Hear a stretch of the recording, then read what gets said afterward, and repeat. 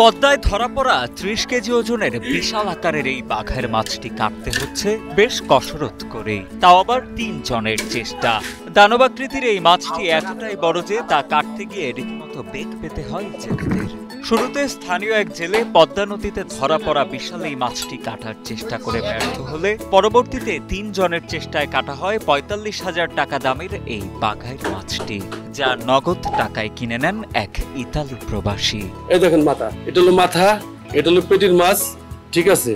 এই মাছ আর অনেক ভালো না, এটা তো ধরে রাখতে পারতেছি না। এই জায়গায় মাছ দেখতে আসছি, কিন্তু এটা মাছ নাকি এটা একটা টিভি মাছের মতন, এরকম মাছটা আমার জীবনে কোনদিন দেখি নেই। ২২ এপ্রিল পদ্মা নদীতে নিমাই শেখের জালে ধরা পড়ে এই বাঘের মাছটি।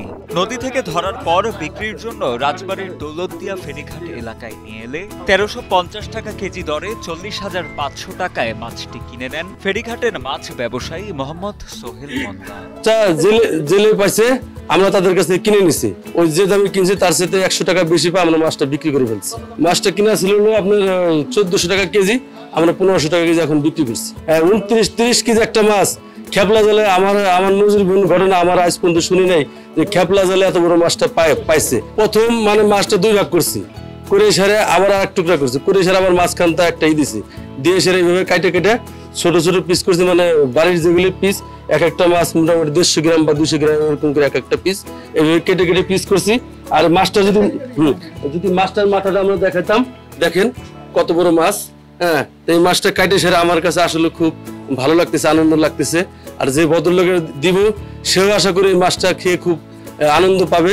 পরবর্তীতে সোহেল মোল্লার কাছ থেকে ৪৫,০০০ টাকায় ৩০ কেজি ওজনের বাঘের মাছটি কেনেন এক ইতালি প্রবাসী। ভালো দামে বিক্রি করতে পারলেও বিপত্তি বাধে মাছটি কাটতে গিয়ে। সোহেল জানান, শুরুতে মাছটি কাটার চেষ্টা করে জেলে আকবর মোল্লা, কিন্তু প্রথম চেষ্টায় সে ব্যর্থ হয়। এরপর সোহেল নিজেই বড় আকৃতির বটি দিয়ে মাছটি কাটা শুরু করেন। ৩ জন মিলে মাছটি প্রথমে মাছ বরাবর দ্বিখণ্ডিত করেন তিনি, এরপর টুকরো টুকরো করেন বিশাল আকৃতির বাঘের মাছটি। আমার জীবনে আমি এত বড় মাছ দেখিনি, কাটা তো দূরের মাছ। উনি যদি মাছ কাটতে পারছে তাই তো ধন্যবাদ, কাটার জন্য এত লোক দাঁড়ায় আছে দেখার জন্য। আমার জীবনের প্রথম আমি একটা বড় মাছ দেখলাম, আমার ২০-২২ বছরের প্রথমে আমি একটা বড় মাছ দেখলাম। তারপর আমাদের নিজের চোখের সামনে এই মাছটা কাটতেছে, দেখে অনেক ভালো লাগতেছে। ভাইয়ের যে শক্তি, ভাই ছাড়া এই মাছ কেউ কাটতে পারেনি। আরেকজনকে বলছে যে উনি কাটতে না, উনি সাহস পেয়ে নাই। আমার জীবনের প্রথম আমি এত বড় মাছ দেখলাম, দেখে উনি কাটতে সবাই ভালো লাগতেছে। এ বিষয়ে রাজবাড়ী জেলা মৎস্য কর্মকর্তা মোহাম্মদ নাজমুল হুদা জানান, আইনে ৩০ সেন্টিমিটার পর্যন্ত মাছ ধরা নিষিদ্ধ আছে, কিন্তু এর চেয়ে বড় মাছের ক্ষেত্রে মৎস্য বিভাগের কোনো আপত্তি নেই বলে জানান এই কর্মকর্তা।